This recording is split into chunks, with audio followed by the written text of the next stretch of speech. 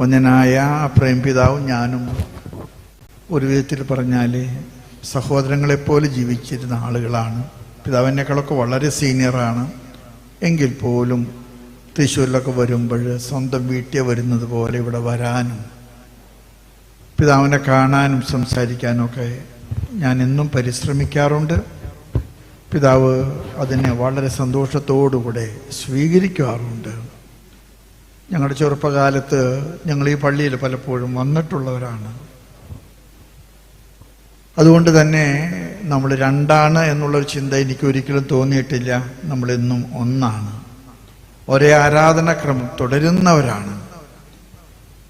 Zero Malabar സഭയുടെ zero എന്ന വാക്ക് നിൽക്കുന്ന കൽദായ്ക്ക് പകരമാണ്. സീറോ മലബാർ സഭ സുറിയാനി സഭയാണെന്നുള്ളതിൻ്റെ അടയാളമാണ് ആ സീറോ മുമ്പിൽ നിർത്തിയിരിക്കുന്നത്. ഞങ്ങളുടെ എല്ലാ പ്രാർത്ഥനാക്രമങ്ങൾ, ആരാധനാക്രമങ്ങളെല്ലാം 3 അനാഫറകളും നമുക്കൊന്ന് തുല്യമാണ്.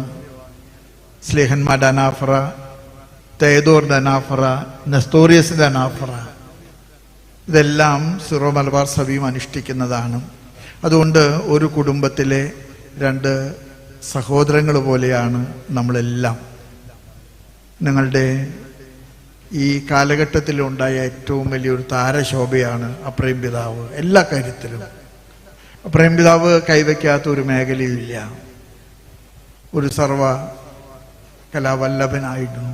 പാട്ടിൻ്റെ കാര്യത്തിലാണെങ്കിലും, പ്രാർത്ഥനയുടെ കാര്യത്തിലാണെങ്കിലും, സാഹിത്യരചനയുടെ കാര്യത്തിലാണെങ്കിലും, സാംസ്കാരിക പ്രവർത്തനങ്ങളുടെ കാര്യത്തിലാണെങ്കിലും ഒക്കെ അപ്രേംപിതാവ് എന്നും എല്ലാവർക്കും മുൻപേ പറക്കുന്ന ഒരു പക്ഷിയാണ്. അതുപോലെ തന്നെ ഒരു പാലം പണിക്കാരനായിരുന്നു. എന്നും ഒരു പാലം പണിയാനായിട്ട് പിതാവ് പരിശ്രമിച്ചിട്ടുള്ള ഒരാളാണ്.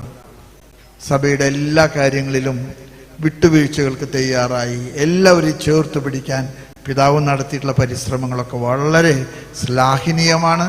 അത് ദൈവത്തിൻ്റെ തിരുമുൻപിൽ എന്നും സ്മരിക്കപ്പെടുന്നതാണ്. പിതാവ് കടന്നു പോകുമ്പോൾ നിങ്ങൾ അനുഭവിക്കുന്ന ഒരു നീറ്റലുണ്ട്. പിതാവിൻ്റെ സാന്നിധ്യം നിങ്ങളിൽ സൃഷ്ടിക്കുന്ന ഒരു ശൂന്യതയുണ്ട്. ഇവിടെയെല്ലാം ദൈവം ഇടപെടാനായിട്ട് പ്രാർത്ഥിക്കുന്നു.